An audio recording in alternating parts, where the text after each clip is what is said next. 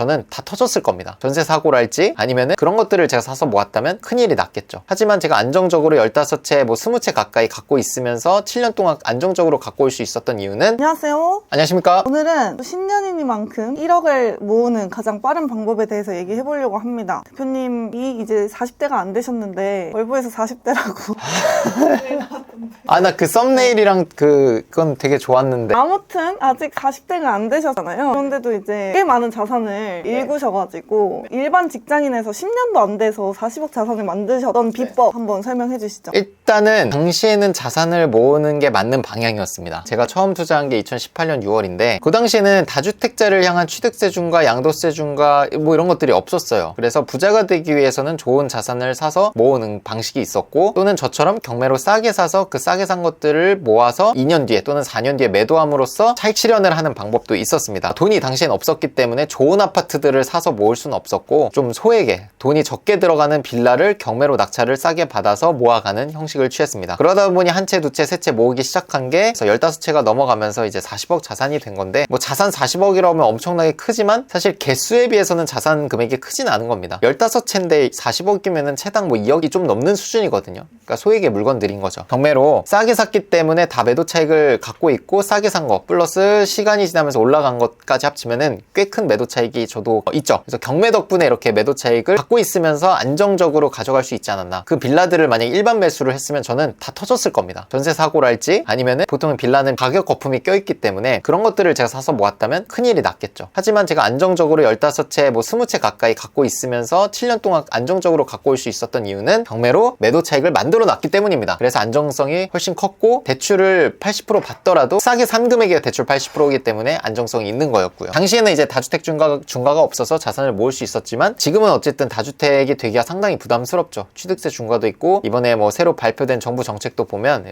다주택자를 향한 양도세 중과를 하겠다라는 발표가 있었습니다. 지금은 뭐 모으는 방식이 무조건 답은 아닌 것 같습니다. 근데 당시에는 없던 단타 매도를 할 수 있는 방식이 새로 생겼어요. 자산을 샀다가 바로 팔아도 양도세 중과가 아니라 뭐 소득세로 뺄 수 있기 때문에, 그런 것들은 제가 처음 시작했을 2018년도보다 훨씬 더 여러분들이 유리한 포지션에서 자산을 갖고 가지 않아도 내가 이거를 현금화를 빨리 할 수 있는 방식은 제가 했을 2018년도에는 없었습니다. 그러니까 지금 뭐 불리하다고 생각하지 마시고, 취득세 중과가 있긴 하지만 단타 매도라는 방식을 쓴다면 여러분들이 더 큰 이득을 취할 수 있기 때문에, 오히려 2018년도보다 지금이 훨씬 더 투자하기에는, 특히나 단타 투자 목적에서는 훨씬 더 유리합니다. 신년이라서 그런지 배움의 열정들이 뜨거운 것 같아요. 경매에 대한 관심도 뜨거워진 것 같은데 2026년 경매 시장 분위기 어떤지 한번 정리해 주시죠. 일단은 지금까지 2026년 1월 16일 현재까지의 분위기는 크게 달라지진 않은 것 같아요. 여전히 정부에선 규제를 하고 있고, 대출은 점점점 쪼여지고 있고, 규제 지역을 앞으로 더 넓히겠다, 이런 식으로 정부에서 가고 있는 것 같습니다. 또 다른 한편에서 보면은 경매 물건 그리고 경쟁률 이런 거를 봤을 땐 사람들이 경매에 대한 관심도가 많이 높아진 것 같아요. 그러다 보니 입찰자들이 많아지면서 좋은 물건들, 특히나 우리가 얘기하는 뭐 서울의 1군 아파트, 브랜드 아파트, 그리고 입지가 좋은 곳들은 각종 대출 규제부터 뭐 취득세 중과 그리고 토지거래 허가구역으로 묶였음에도, 물론 경매는 토지거래 허가구역에 제약을 받지 않습니다. 그렇기 때문에 부동산 가서 샀어야 되는 사람들이 경매 시장에 들어오면서 경쟁이 더 치열한 것 같아요. 그리고 그 사람들은 대출이 필요 없는 사람들도 많이 있습니다. 대출 규제로 먹히지 않는 수요자들인 거죠. 그러다 보니 경쟁이 좀 치열해지는 것 같습니다. 하지만 그런 1군 아파트, 제일 좋은 아파트를 보는 게 아니라면 어느 정도 기회가 있을 것 같아요. 왜냐면 경매 물건이 정말 많이 나오고 있거든요. 그걸 뭘 보면 아냐면 대출이 안 나오는 거. 우리 대출 다 막히고 있잖아요. 대출 연장을 해야지 이거를 내가 지킬 수 있는데, 연장이 안 되면서 이걸 경매로 넘겨야 되는 상황에 사람들이 많이 생기는 것 같습니다. 지금 대부업을 하시는 우리 앞에 계신 PD님도 지금 대부 대출이 어떻죠? 완전 호황이죠. 그러니까 GPL사가 호황이라는 거는 일반 시장에는 정말 어렵다라는 뜻이거든요. 대출이 일반 금융권에서 안 나오니까 GPL 18% 대출로 가는 거잖아요. 그만큼 대출 받기가 어렵고, GPL 쪽으로 왔다는 거는 대출이 그만큼 힘들고, 그걸 지키지 못한 사람들은 이미 경매로 넘겼을 겁니다. GPL의 18% 금리를 또 지키지 못하는 많은 분들은 그것들을 경매로 넘길 수밖에 없는 상황이 되겠죠. 그러다 보니 지금 경매 물건들이 계속 많아지고 있다라는 거. 그래서 경매 물건이 많아진다는 투자라는 건 또 경매 투자하는 사람들한테는 선택지가 많아지는 거죠. 그리고 경쟁이 분산될 수 있기 때문에 기회가 있다. 근데 좋은 물건은 잘 안 나오는 것 같아요. 좋은 물건은 어떻게 해서든 지키시는 것 같고 나머지 좀 안 좋은 물건들을 경매로 내놓는 것 같습니다. 그래서 우리가 잡아야 될 기회는 B급 아니면 아파트가 아닌 빌라 이런 것들이 많이 나오고 있으니까 그런 것들 중에서 기회를 잡거나 아니면 이제 올해는 뭐 상가라든지 아니면 지식산업센터 뭐 그 공장 이런 것들 막 50% 이하로 떨어진 것들 정말 많이 있거든요. 왜냐면 걱정이 너무 많잖아요. 그런데 임차인이 맞춰질까? 맨날 상가 공실 지옥 뭐 이런 뉴스들 많이 나오잖아요. 그런 것들 보면서 투자하기가 상당히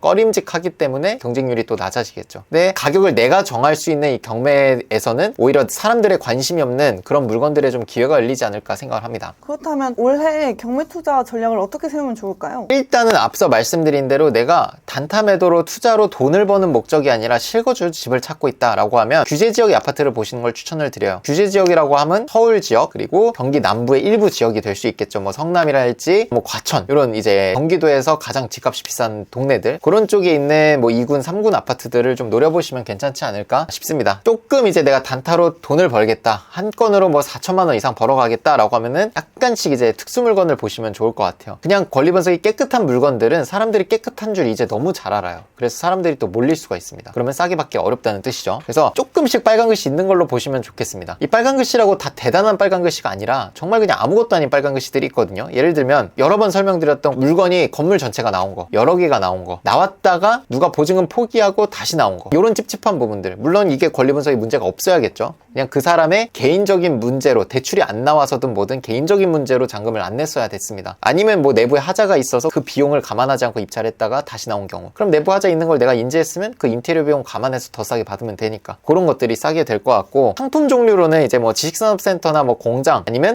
위반건축물도 기회가 좀 있지 않을까 생각을 합니다. 지금 위반건축물도 뭐 양성화를 하겠다라는 얘기가 있으니까 내가 위반건축물을 받아놨다가 단기 매도하는 게 아니라 한 2년 정도 갖고 가면서 이게 자연스럽게 확장된 부분이 합법이 될 수 있게 노린 다음에 매도를 하는 거죠. 왜냐면 지금 당장은 위반이기 때문에 낙찰이 싸게 될 거거든요. 빨간 글씨니까. 그리고 대출 부분에서도 위반 건축은 잘 안 해주려고 하기 때문에 이 어려움을 해결할 수 있는 좋은 대출 실장님을 섭외해서 대출 연결을 받을 수 있는 분들은 그거를 10분 활용해가지고 위반 건축을 받아서 잘 보유하고 있다가 뭐 2억짜리를 1억 5천 정도에 받아서 이게 양성화가 되면 2억짜리가 2억이 아니거든요. 2억짜리가 2억 4천이 될 거기 때문에 그럼 매도 차익이 9천만 원이 되는 거죠. 2년 뒤에. 그런 걸 한번 노려보는 것도 괜찮을 것 같다는 생각이 듭니다. 저희 학원에는 또 커뮤니티를 보고 오시는 분들이 많은데 저희 네. 커뮤니티도 한번 소개해 주시죠. 커뮤니티를 통해서 빠르게 또 성장하시는 분들이 많은 것 같아서 경매라는 게 결국 입찰은 본인이 스스로 하는 거지만 의사결정을 하는 데 있어서 확신을 얻기 위해서는 여기저기 물어보고 싶은 마음이 많이 생깁니다. 그랬을 때 나랑 같이 경매를 배우신 분들이 같이 옆에 계신다면 되게 큰 힘이 되거든요. 내가 걱정되는 부분을 옆에 조언해줄 사람이 있고 그리고 옆에 동기분들이 같이 해결을 해준다면 더 실행력이 높아질 거기 때문에 그런 이제 교류를 만들기 위해서 커뮤니티를 만들기 위해서 저희도 계속 노력을 하고 있습니다. 스터디도 그래서 하고 있는 거고요. 미션도 그래서 하고 있는 거고 경매를 계속 꾸준히 이어가는 데 있어서 같이 하시는 분들의 역할들이 되게 중요하거든요. 그를 앞으로도 더 많이 만들어가는 리치스쿨이 한번 돼보겠습니다. 유튜브 구독자분들을 위해서 또 무료 단톡방 운영하고 계시잖아요. 그것도 한번 소개해 주시죠. 우리 무료 단톡방은 낙찰 사례가 새로 접수될 때마다 올려드리고 있고 매도 사례도 마찬가지고요. 매일 신문기사 올려드리고 있습니다. 2주차 4주차 화요일 저녁에 제가 줌 라이브도 합니다. 거기에 플러스 리치스쿨에서 진행하는 어떤 무료 특강이랄지 아니면 저가의 특강 혜택이 있을 때 저희가 이 방을 통해서 공지를 드리고 있으니까 여러분들은 그냥 들어와만 계시고 안내드리는 것들 그냥 열람만 해주셔도 좀 돈을 벌어가실 수 있지 않나. 그리고 낙찰 사례, 매도 사례 이런 것들도 보시면서 내가 낙찰받고 매도하고 싶다면 먼저 하시는 분들의 성과 어떤 생각을 가지고 매도했는지 이런 것들을 저희가 같이 정리해서 올려드리고 있으니까 읽어만 보셔도 아 최근엔 이런 것들이 매도가 되는구나, 아 저 동네 가격은 이 정도가 되는구나 라는 걸 얻어가실 수 있지 않나 생각을 합니다. 좋습니다. 고생 많으셨습니다. 고생했습니다.